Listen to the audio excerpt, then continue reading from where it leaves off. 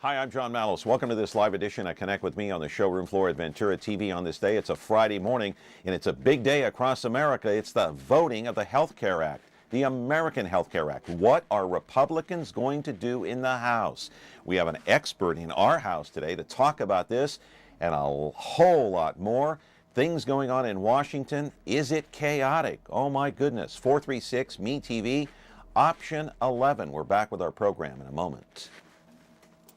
Tonight I want to discuss the importance of the television medium to the American people.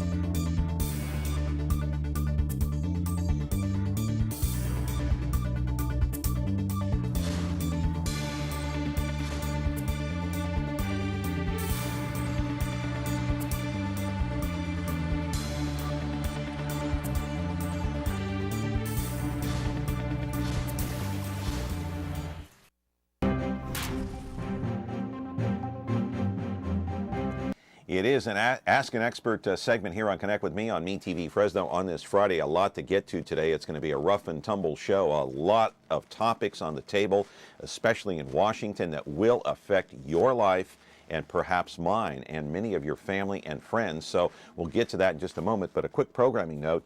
We're going to have a very interesting guest on Monday, a young lady who is a professional photographer. She took like a 3-week trip to Ethiopia just recently. So she's going to bring all of her photos in here. We're going to talk about her trip to that country, what she experienced, what her purpose was, what her goal was. She's going to be a special guest here on Monday. Then on Tuesday, we'll have the principal at St. Helens, that Catholic school that is having money problems. They're going to have to close, or will they? So 2 interesting shows coming up. But today we've got an interesting show as well, talking about politics in the city of Washington, D.C. Let's get to it. Comcast Channel 375 is your station. If you want to watch Connect with Me on Me TV Fresno, it's a live program. It's a live call-in at 436 Me TV option 11, Monday through Friday, 10 to 11 o'clock. If you don't have Comcast cable, not to worry, don't lose sleep. 43.6, 13.1 over-the-air broadcast with one of those digital antennas that we carry here at Ventura TV, or you can buy them anywhere in the city. You can get up to 100 channels with no cable. Anyway, the replay comes 2 more times during the course of this day. 2 o'clock in the afternoon, 13.6 YouTube, 8 o'clock tonight on 4.6 Biz TV.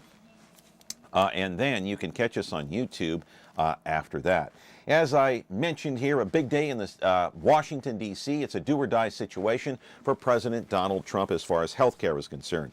A vote is expected this afternoon on the floor of the House on the American Health Care Act. This after the president told Republicans late last night, I am done negotiating. If you don't vote and pass this thing, you're stuck with Obamacare forever. Of course, can we rely on the president in his own words? We know what has happened in the past. The dramatic ultimatum from the president actually came, and it was issued from his budget director, Mick Mulvaney. Let's put up the graphic, my friends. This source, it came from the New York Times yesterday. A vote had been scheduled yesterday, but the Speaker of the House, Paul Ryan, postponed the vote because not enough Republicans were on board. Here are the numbers as they stand right now, according to the New York Times. Most of the resistance or irritation for Donald Trump is coming from the House Freedom Caucus, a group of at least 30 members who have called for a complete repeal of Obamacare. They want the subsidies gone. They want cuts to Medicaid to kick in now, not in 2020. These are the hardline conservatives who also want the defunding of maternal care and Planned Parenthood. The group's leader is Mark Meadows of North Carolina, a Republican, of course. Moderate Republicans also stand in the way.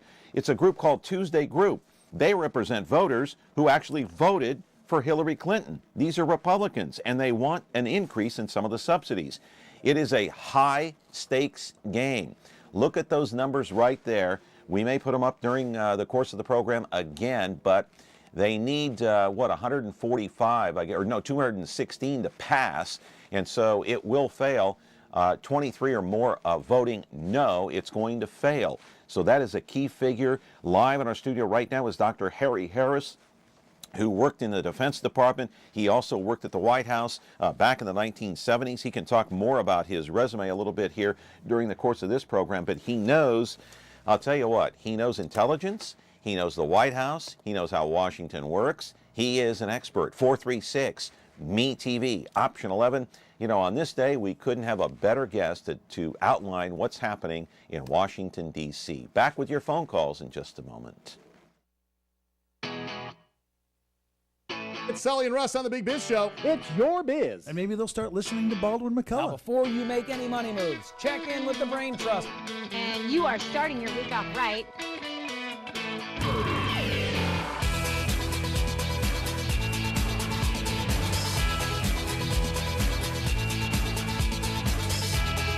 Biz TV is now on KBHF Channel 4.6.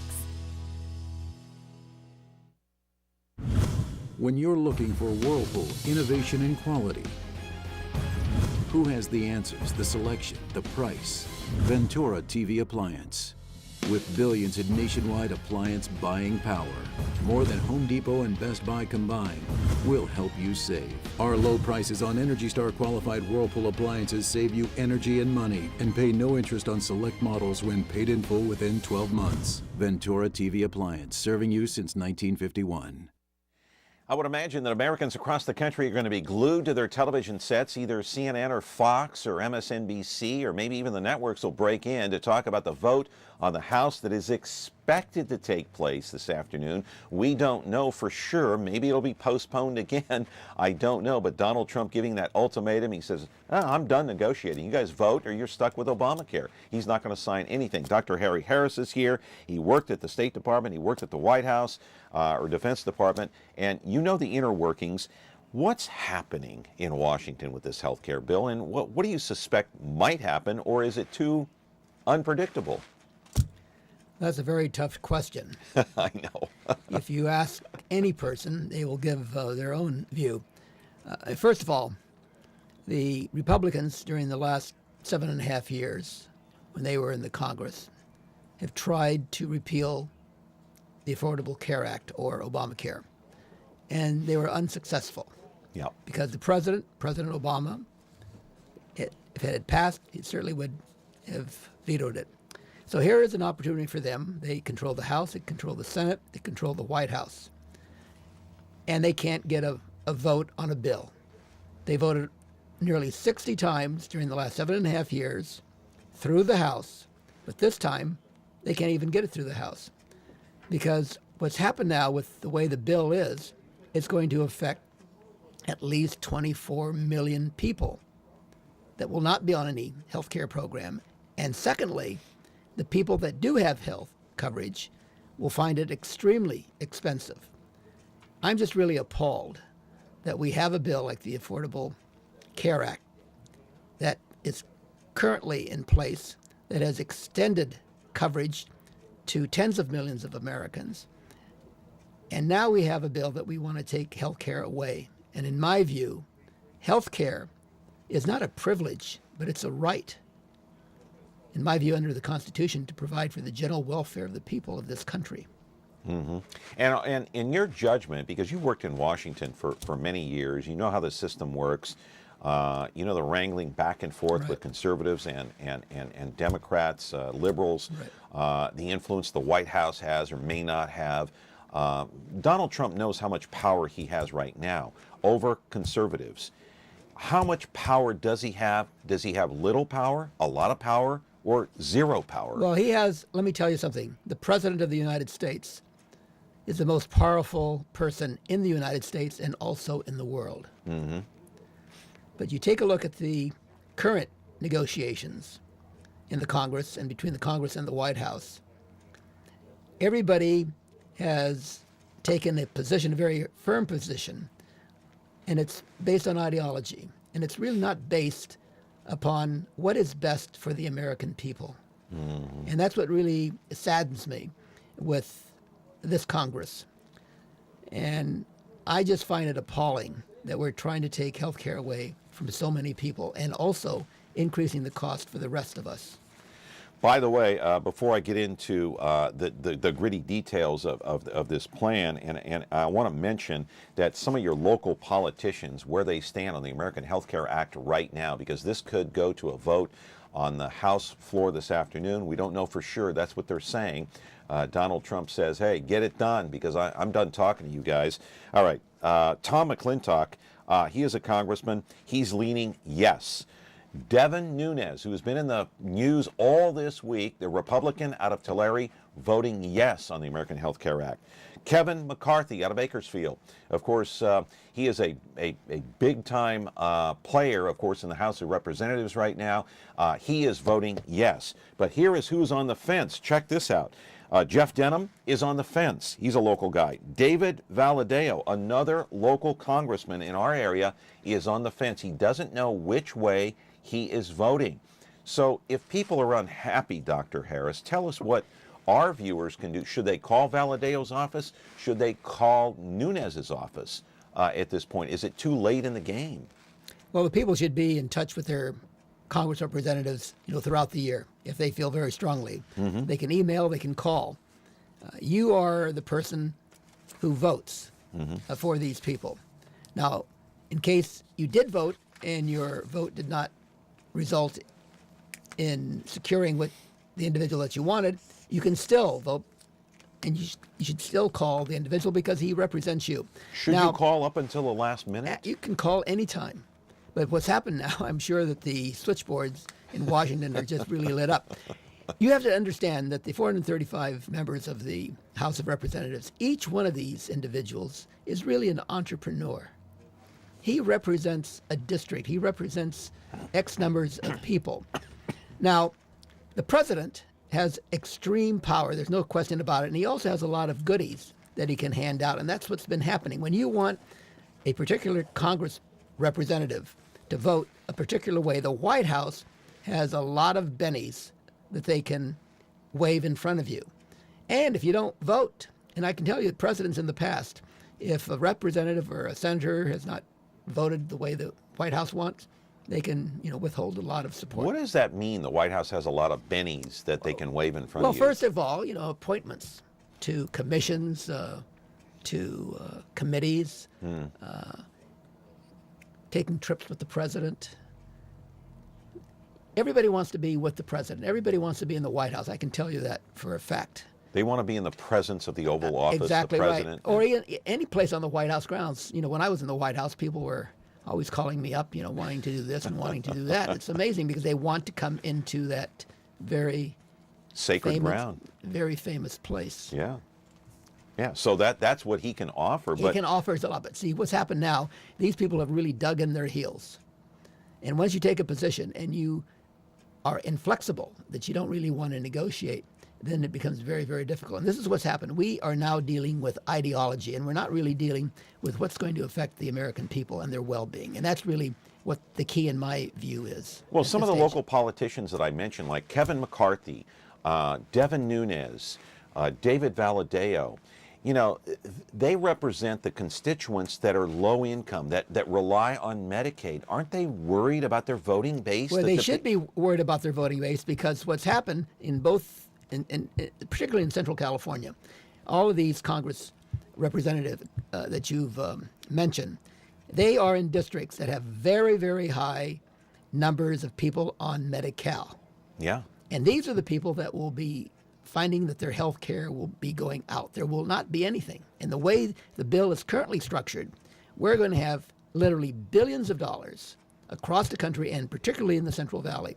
People that need health care, people that need access to health care, people that need these clinics and these physicians. It's tough now for Medi-Cal people to even get in to see a medical provider. Yeah, it's tough, but here's the other factor is that you have those people that are not yet on Medicare, between the ages of say 50 and say 64, not qualifying for Medicare just yet. Their premiums are going to go up. Are going to go up sky high. Exactly right. The only people that will be safe are ones who have Medicare. People 65 and over. There has been nothing in the bill in terms of reducing that. Right. Now, there's 10 essential parts that the conservatives want to get rid of from the Affordable Care Act. For example, hospitalization, maternity care. That one, and I'll tell you, people need that. First of all, what the Affordable Care Act did was to prevent illness, because once you become ill, it's very, very costly to go into the hospital. If we can prevent one person going into the hospital, that saves a great amount of money, thousands of dollars per day. How can they not cover maternity care? Is that appalling? Well, shocking? They don't want that as a mandate. Their argument is, for example, for you don't need maternity care. And therefore, they feel that it should not be required in your policy. Maybe my wife does. But maybe you're not married. No, maybe my girlfriend does. Well, the fact of the matter is, a lot of people don't need some of this coverage. In other words, they want to take away emergency care. They want to take away lab tests. Right. I mean, this is really unbelievable. How can you not be part of the healthcare system? And they want to take away some of the prescription coverage. Exactly, the prescription drug. Exactly right. There are 10 of these essential items that are mandated currently now in the Affordable Care Act that every insurance policy must have. It's just wild. In my view, this current bill should not pass. It's not good for the American people. I know that you can't. You're not Swami. You can't predict the future. But if you were a betting man and you went to Vegas, what would you bet? Say a $5 bet. What would you bet they do this afternoon? Vote against or for? That's going to be pretty tough. But let me tell you something. Or will it be close? Well, it certainly will be close. Mm-hmm. It will be close. There's no question about that, because the Affordable Care Act only passed by a few votes to begin with. But in this case, we've got just two groups of people. There are actually three, if you're going to include the Democrats, and then you have right. the Tuesday group, and then you have the Freedom Caucus. So you have three different distinct groups that are really fighting about this. And maybe the president has kind of warned these people on the Hill. Either you vote for this bill or you don't. I remember Lyndon Johnson used to twist a lot of arms literally in the Oval Office. Kind of the same way? Or? Well, I think Lyndon Johnson was a far better politician than Mr. Trump. Yeah. But the fact of the matter is, President Johnson used both strong arm, literally, and also the hard talk. But he got the job through. All right, we're going to come back with more of our conversation with Dr. Harry Harris. Hey, call in at 436-MeTV option 11. What I should have done is, I didn't think of it, but we should have put up on the screen the telephone numbers of your local representatives so you can make some last-minute pitches, last-minute calls, or maybe their emails. 436-MeTV option 11. Didn't think of that, but you can look them up on the internet. You can call their Washington, D.C. office. I'm talking about McClintock, Devin Nunes, Valadeo, McCarthy, and all the rest that you want to talk to that are on the fence or voting yes on this American Health Care Act later today. We're back with Dr. Harris. Call in. We have an open phone line. Back in a moment. The Justice Network is here. If you haven't tuned in, you're missing a great lineup of gripping stories of real crime, plus an unprecedented effort by viewers like you to play an active role in making your community safer. You can help support law enforcement by providing information that may lead to the apprehension of dangerous criminals or find a missing child. Great shows and your chance to fight crime, only on the Justice Network. Ventura TV Appliance Center. We're the save energy, save time, save money place. The Energy Star qualified #1 rated high efficiency Cabrio from Whirlpool Place. You heard right. Right now, save big on select Whirlpool Cabrio laundry pairs and pay no interest when paid in full within 6 months. At the hometown low price, think outside the big box place. Since 1951, Ventura TV Appliance Center. We're working hard to be your place.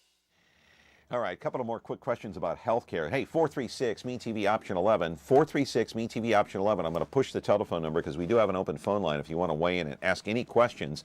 So if you were a sitting member of Congress and Donald Trump said to you, I'm done negotiating, get it done, Dr. Harris, and I'll talk to you tomorrow after the vote, how would you respond? Well, it depends what I want for my district. That's what's really the key here. What do I want from the White House? Does he have something that I need for my district? And that's each of the votes, each of the members of Congress are going to have to ask themselves, what will be the effect of my vote for my district and also for myself and also for my future? All these people in Congress want to be reelected. There's nobody that doesn't want to continue. I can assure you of that. And so that vote, if you're really smart, you're going to think about your constituency. Right. Hey, let me ask you a couple of more questions, and we'll go to break and change topics here. Right. And that is, we do have a phone call about the Health Care Act. Good morning, caller. You're on the air with Dr. Harris. Go ahead. What's your question today? Because that vote is coming up this afternoon in Washington, D.C. Caller, go ahead. My You're on the question air. is, how is it possible that the American public can be so blind, particularly those who need it the most? How can the people that put Trump in the White House be so blind as to not recognize that there's going to be no health care, no safety net for them in place if the current legislation were to pass? What is it going to take for people to realize that they bought a bill of goods, they got a pig in a poke with Donald Trump, and is it going to be the failure of the healthcare system put up by Obama to make them realize they made fatal error in electing Donald Trump? Thank you. Appreciate the call. That's a very good question. The American people sometimes can't see the forest through the trees. And in this case, if this bill does go through, this is only the first part of a three-pronged approach to this healthcare business because of the rules in the Senate. If this does pass, it's going to take some time for people to really find themselves without insurance. It's not going to happen overnight, but it's going to be happening in the coming weeks, in the coming months, and then you'll see the emergency rooms flooded with people not having health care, and we'll be going back to where we were before. The situation will continue to get worse if this goes through. There's no way that we're going to have a healthier population with this bill, with this act. Okay. The House, here's what I find interesting.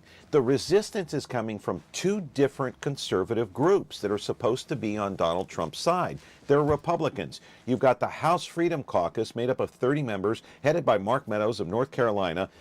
They want all these cuts to Medicaid or Medi-Cal. Right. They want it to kick in now, not in 2020. They want the repeal of Obamacare completely. They want the subsidies out. Right. They don't care that 24 million people are going to be uninsured in 10 years. And then you have this other group called the Tuesday Group. Who knows how many moderate Republicans are a part of this group.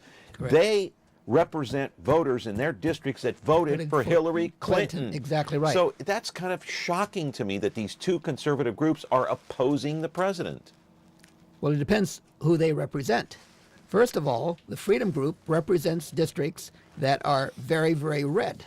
Okay. And the Tuesday Group represents those that are kind of blue because they voted for Hillary Clinton, even though their Congress representative happens to be a Republican.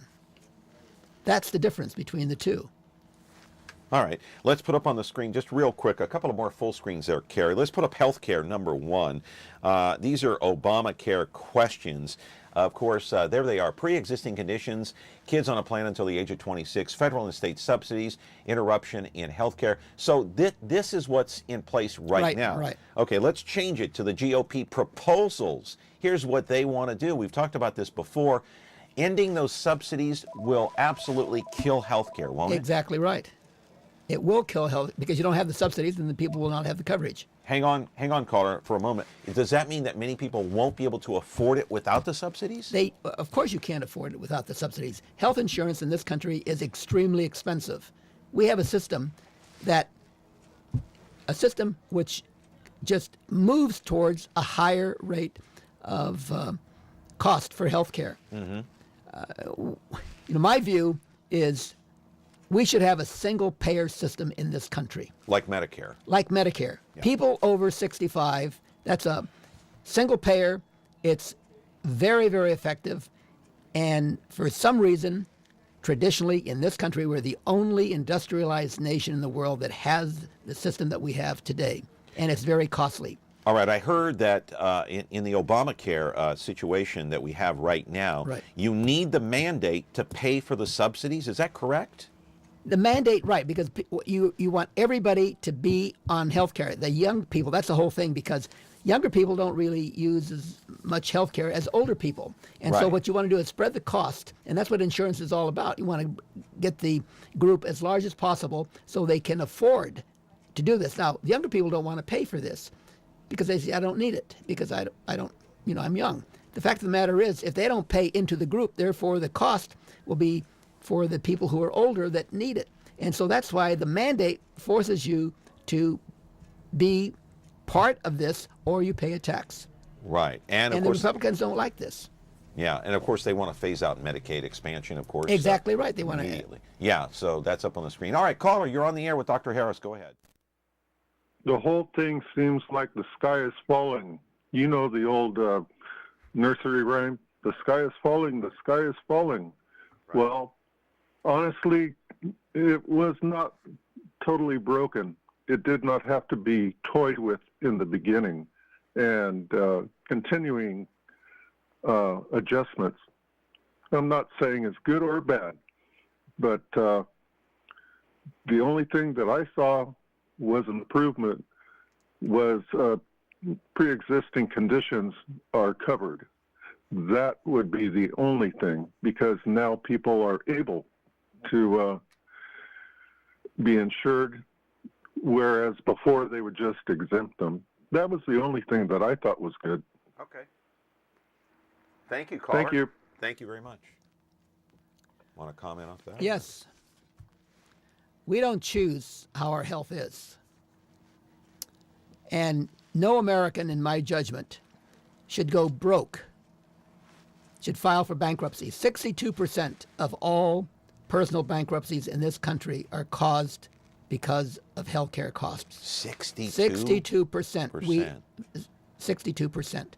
No other nation in the world even approaches this, even has this. There's no other nation that has a situation as we have in America. 62%. I think it's just outrageous that insurance companies, prior to the Affordable Care Act, would deny people insurance because of a pre-existing condition. It's a tragedy in this country. It is country. a tragedy in this country. Yeah. And we have an obligation to our people. Yeah. Okay. Dr. Harris is here. Dr. Harry Harris, he worked in the White House. He worked in the Defense Department. He knows Washington, and he also knows a lot about how to gather intelligence. He worked in the intelligence agency, of course, and so we're going to talk to him about Devin Nunes on the other side of the break. 436-ME-TV, option 11. Should Devin Nunes be replaced as the chair of the committee? Well, we don't know. 436-ME-TV, option 11. Back in a moment. Not sure what you're watching? Want to see what's coming up next? Or just want to browse what's on without the hassle of flipping channels? Your wish has come true. Now you can view schedules for all the digital TV channels available in the Central Valley. Get local weather updates and forecasts, and listen to nationally syndicated Biz Talk Radio, all on KVHF 4.1. Rescan your TV now, then tune in to Digital Channel 4.1 to start enjoying the all-new TV Guide. Take a look at this. Let's play.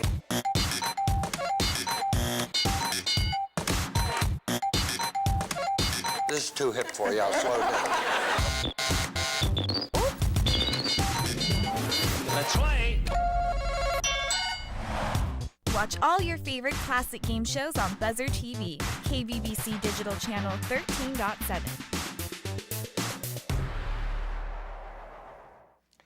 All right, let's talk about Devin Nunes. He is the chair of the House Intelligence Committee. He came out before the cameras again this morning, this after he did the same thing on Wednesday. He talked about what they're investigating, what he found in some of the documents. He has not shared any of those documents with other members of the committee. He shared them, though, with some with the media and some with the President of the United States. He actually called this incidental collection. What that means is that Devin Nunes found out that during the presidential period, the transition period, sometime after the election until the inauguration, which took place on January the 20th, American intelligence routinely monitored foreign officials, mainly Russia. And who got caught in the middle? And they were listening to what the Americans were saying. Here's what Devin Nunes had to say on Wednesday.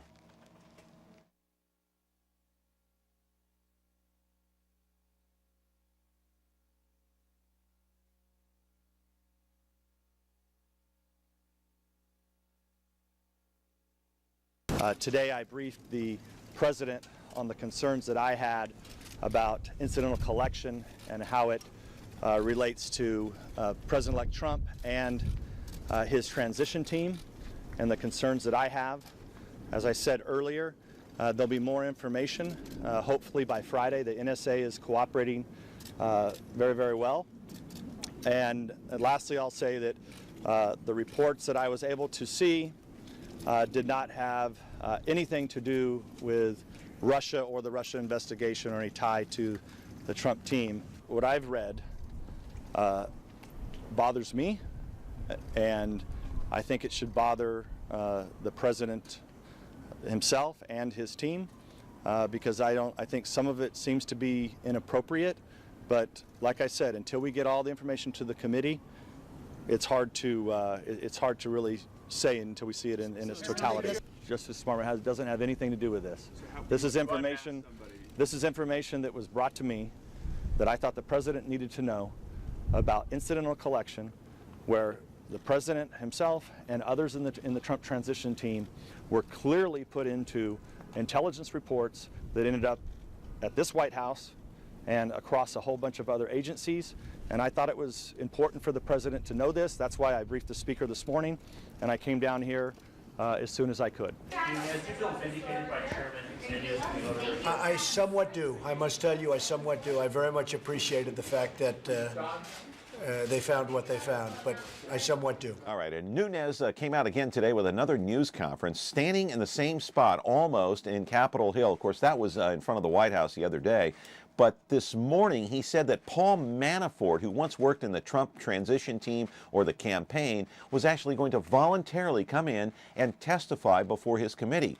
Wow, what a revelation. Adam Schiff, the Democratic congressman who also sits on the same intelligence committee with Devin Nunes, is outraged, saying that Nunes spoke to the media first, then the White House, before negotiating and talking to him, members of the committee. He didn't talk to the CIA, the FBI, or the NSA. Here's Adam Schiff.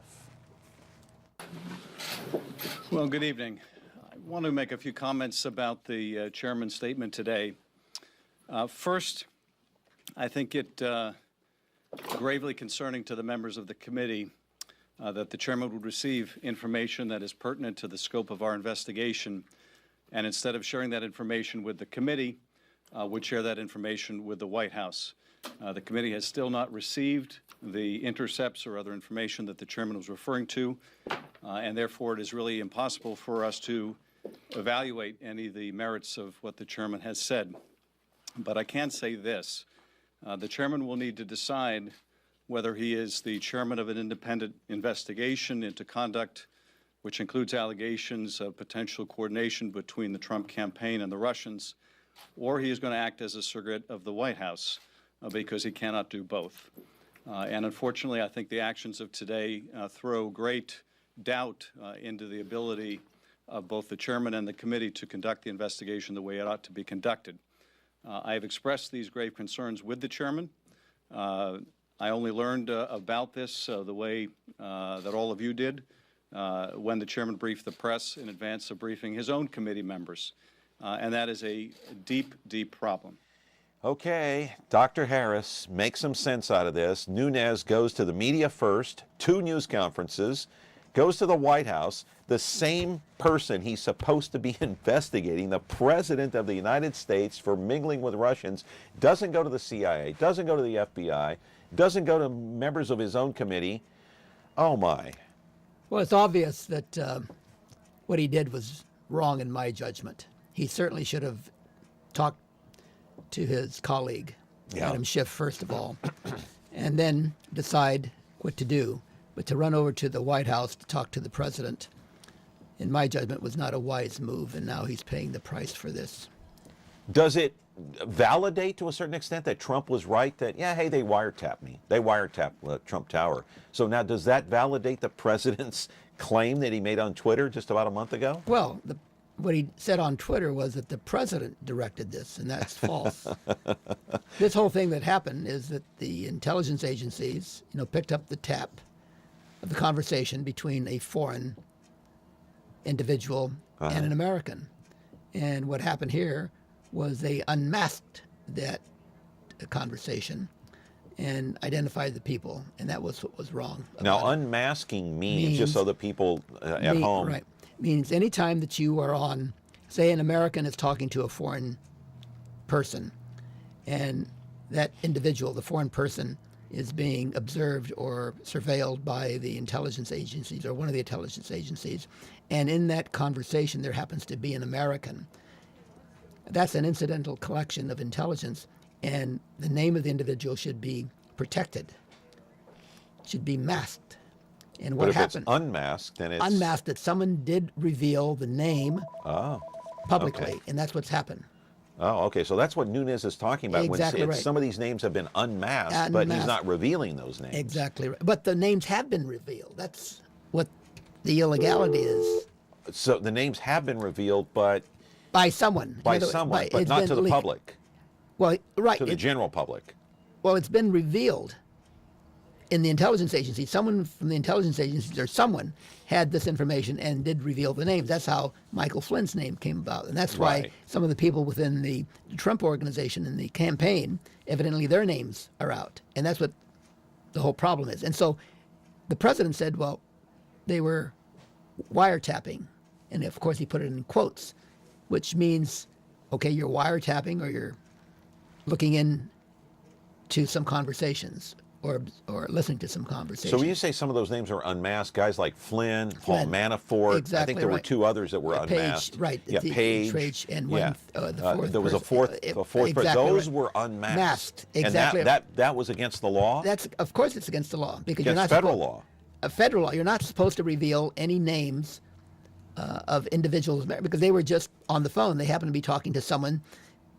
You know, when you're talking to someone, John, you don't know whether if it's a foreign official, certainly someone from Russia, there's a pretty good chance that conversation is being recorded, particularly if you're the Russian ambassador, like Kislyak.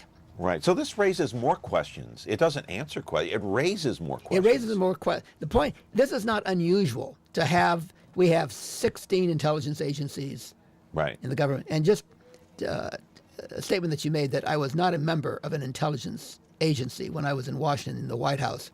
I was on the President's Intelligence Oversight Board overseeing intelligence agencies. But you've read intelligence reports. Exactly right. And so you know how it works. I know how it works, but I've never been a member of an intelligence agency of the United States government. Okay. Okay. But you work for the Defense Department, right? No, I worked in the White House. In the White House, right. But I had top secret and elevated clearances in the White House.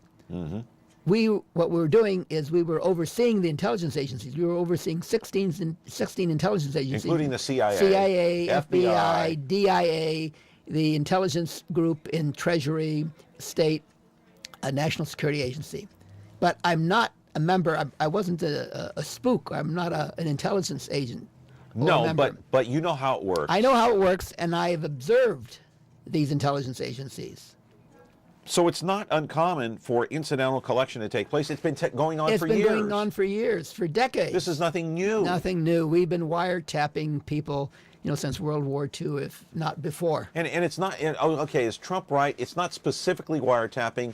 It's incidental collection where they're listening and doing surveillance, and that could mean a whole wide spectrum of things in terms of surveillance, right? But it turns out that evidently members of the Trump campaign and also members of the transition after the election evidently were talking to someone, and their conversations were recorded. All right, I've got a couple of things here, and I got to go to break. But New York Times is reporting, don't buy the latest Trump surveillance hype. Here's one, talks about Devin Nunes. In one op-ed piece just today, it says Representative Nunes is a lapdog in a watchdog role. Should he be replaced?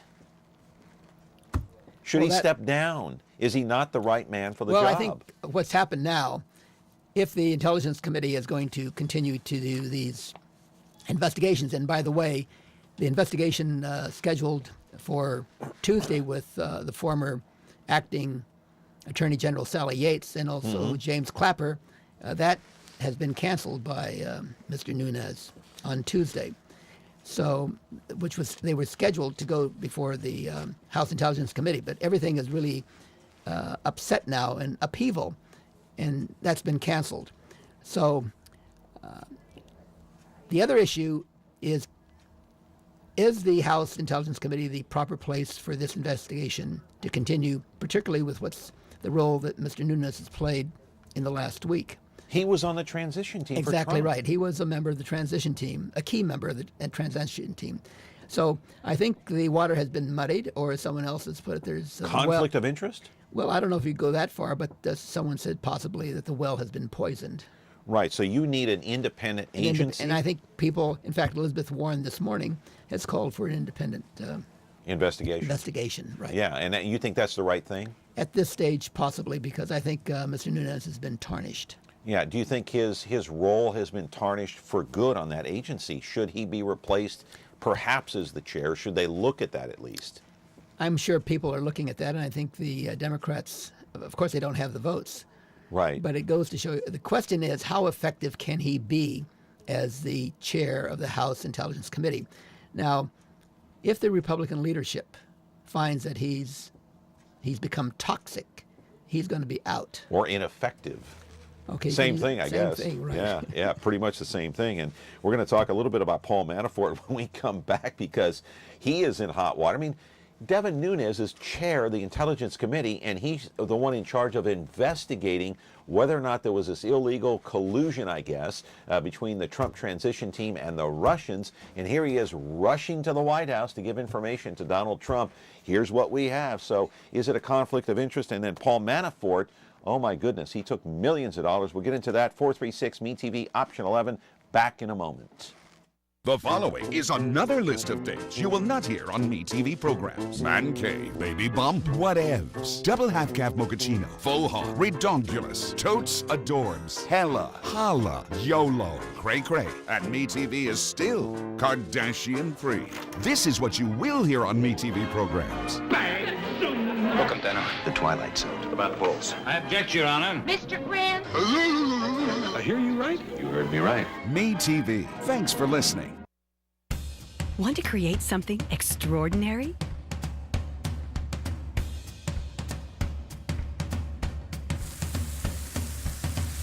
Create perfection. Our lifestyle appliances make it easy.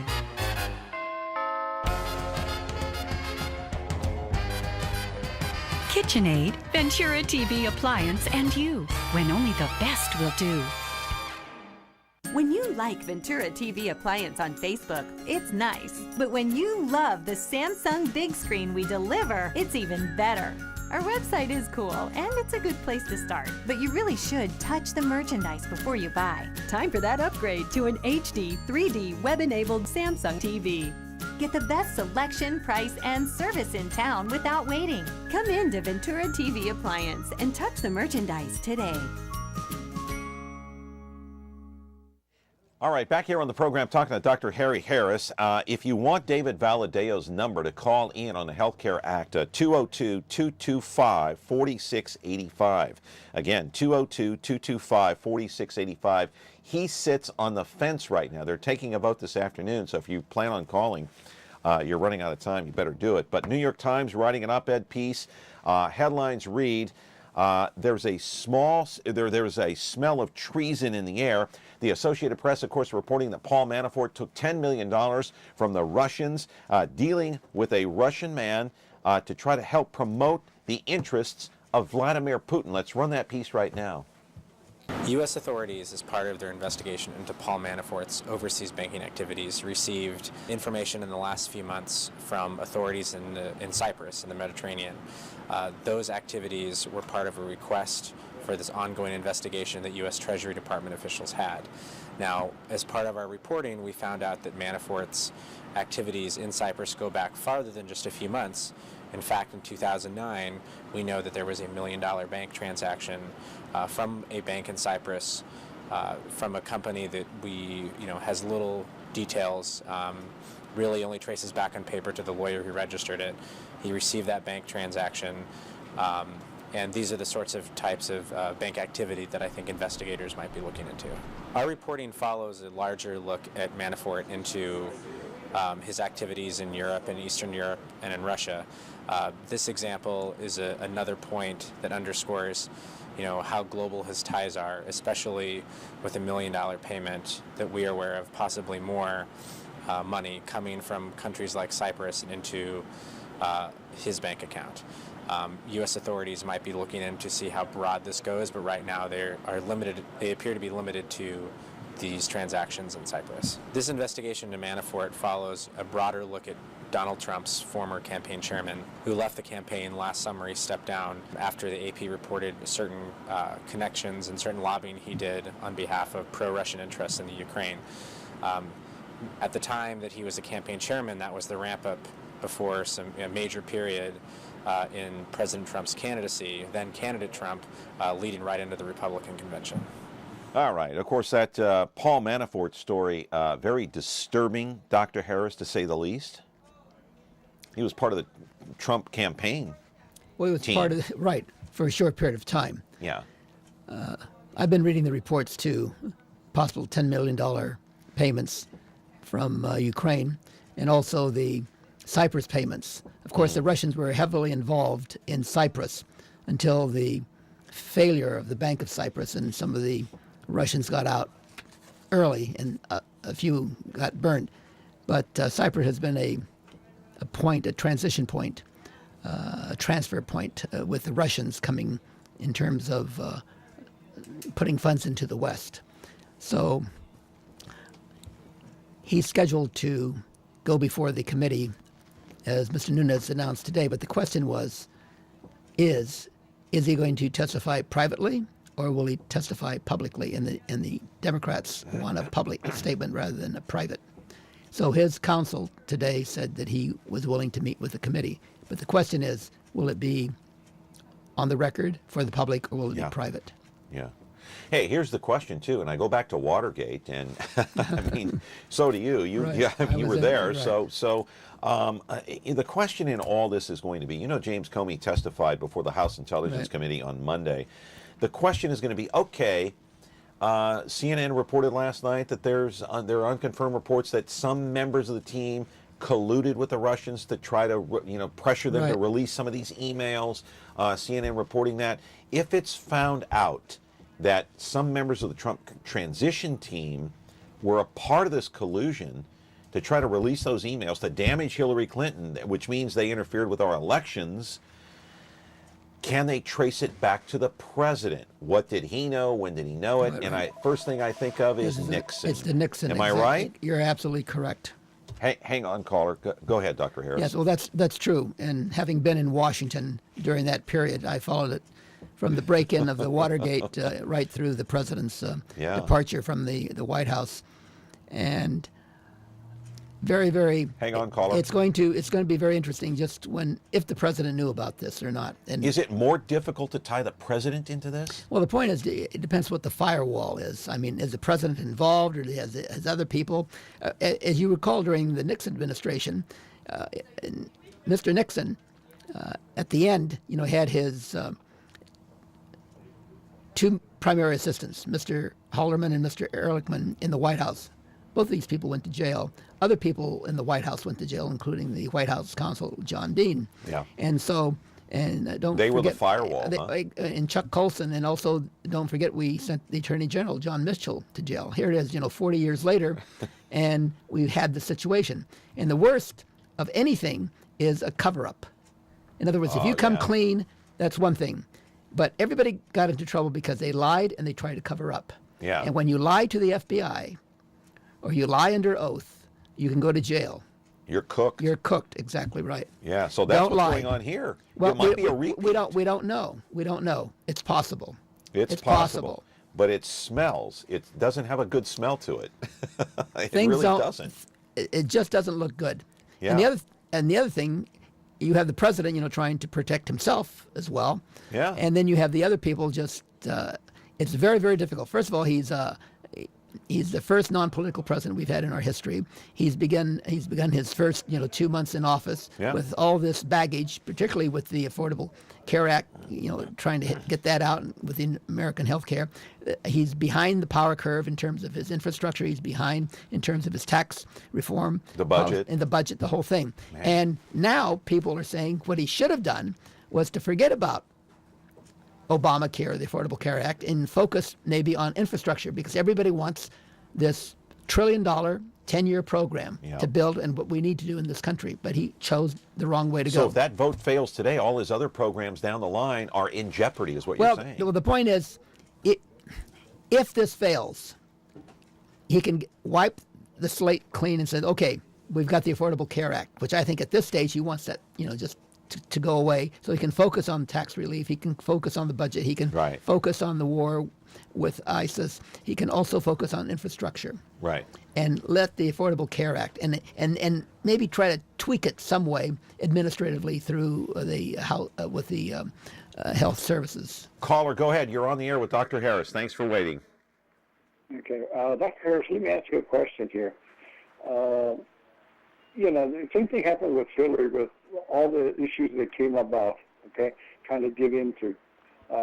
She thought she was going to be the president. But at the same time, since the get-go, Trump has been criticized for everything, especially the Russian thing with Putin. Now, my feeling is this, okay, that if Putin and Trump corresponded to win that election and they have proof, why doesn't the FBI say, hey, we're going to take it up, and we're going to take him to court and this and that? It would be impossible unless he lied under oath that he had some part, and that's why he has the fall guys, or down the line, taking the fall for Trump's mistakes, and that's my feeling. All right. But at the same time that everybody's taking a fall. Okay. All right. Thank you very much. So he's basically saying if there is proof now, why don't they take Donald Trump to task on it? Why don't they just reveal it to the public? Well, here's the whole thing. As the FBI director, Mr. Comey, stated, that there is an ongoing investigation. The investigators in government, or in fact any investigation, should be very, very much in-depth and complete. In other words, and especially if you're going after the president, you better make sure you have everything covered. And so the investigation has to proceed along the path. Let's roll a videotape on the FBI investigating Russia, because James Comey did testify before the House Intelligence Committee on Monday, and he says, yes, he finally admitted since last July, or June or July, there has been an ongoing investigation into the Russian interference into our election. Here's what he said in the testimony. Go ahead and listen.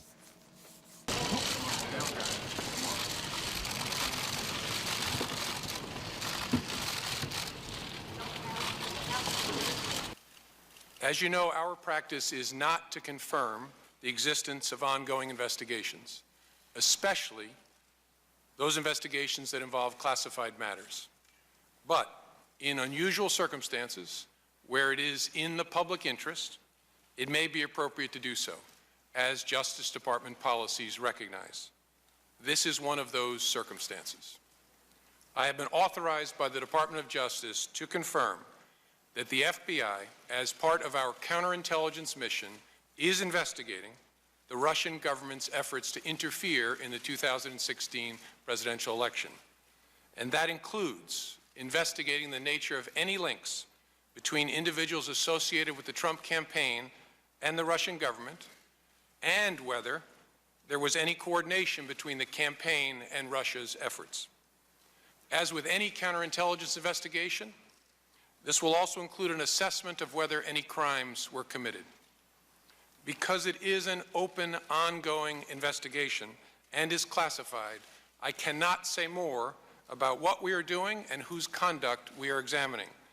At the request of congressional leaders, we have taken the extraordinary step, in coordination with the Department of Justice, of briefing this Congress's leaders, including the leaders of this committee, in a classified setting in detail about the investigation.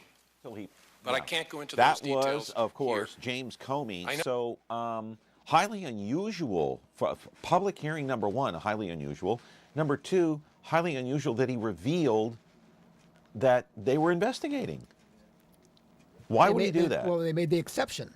Why? Because of the public interest. That's what he stated. First of all, they don't comment about ongoing investigations. But in this case, because of departmental policy in the Department of Justice, as the reason primarily being because of the public interest. And that's why he stated. And that takes precedent? Public interest takes precedent? Well, they've made that decision. Yeah. Because this happens to be a very important situation with a foreign power trying to steer our election in some other way and interfering with our electoral process, which happens to be the basis of American democracy. And that's why it's so important. And so this investigation has got to continue to its logical course. And if you're going to, the FBI is spending a great deal of time, money, manpower, and effort to come down to just see what's happened. And something's going to happen. There's no question about it. Anytime you have an investigation, these people are very, very good, John. Okay, on top of everything else, you've got the Health Care Act, you've got the Russian involvement, you've got possible ties to the Trump administration. Maybe the president knew about it. We don't know what level this is going to reach or how high it's going to go. But on top of everything else that's going on, you got the confirmation hearing of Neil Gorsuch. Chuck Schumer of New York said he's a Democrat. He vowed to lead a filibuster into the Senate, which would kill everything. Well, so I think what's going to happen? Well, I'll tell you, I think, first of all, if they do that, they're going to change the rules to have a 50 vote come through. That's the nuclear. That's the nuclear option. That's going to happen. So he'll get through. He'll get through. No matter what Chuck Schumer does? Exactly right, no matter what he does. And I think that's very, very bad strategy on his part. They should let this nomination go through and then focus on the next nomination. And on top of everything else, you've got the terrorist attack in London that took the lives of 4 people now. 8 have been arrested. Khalid Massoud, 52 years old, shot dead by police. He was there in London. He had a couple of steak knives and a rental car and committed all this damage. Well, and so the president is worried about all these things too. So I'm worried about it too. So do we live in a chaotic time? Well, of course we live in a chaotic time. We have people who are obsessed and they're dedicated to bring down our democracy and Western democracy. That's how serious the situation is.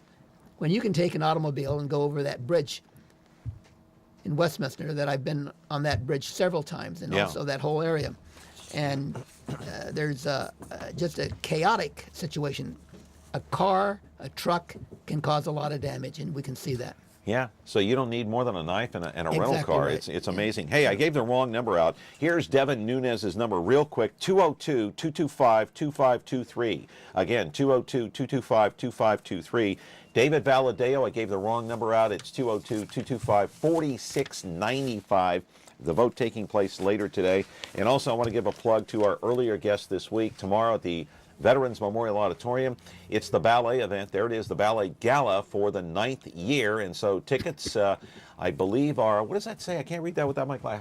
How much money is that? $18 and $12. I just read it. Okay, so go to that event. It's a great event tomorrow at the Memorial Auditorium. Our thanks to Dr. Harry Harris. It's good to see you. Okay, thank you, John. All right, and we didn't even talk about your banned trip from Iran. We'll talk about that next time. Okay, thank you. All right, good luck to you, and we'll talk to you down the line. Hey, have a great weekend. I'm John Mallows for Connect With Me. See you back here on Monday with our guest who traveled all the way to Ethiopia. All right, see you then.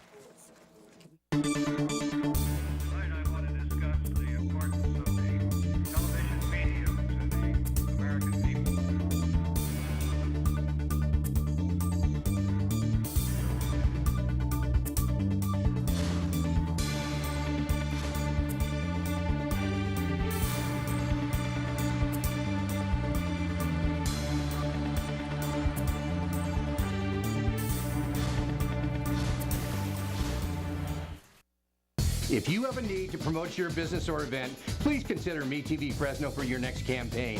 MeTV reaches over 100,000 of your potential customers in the Fresno area every single week.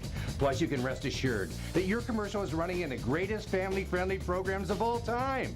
MeTV Fresno delivers a strong, loyal audience ready to buy, and your campaign will cost a fraction of what you're paying for your advertising now. Call me today to find out how affordable MeTV is at 905-1925. Explore strange new worlds on MeTV.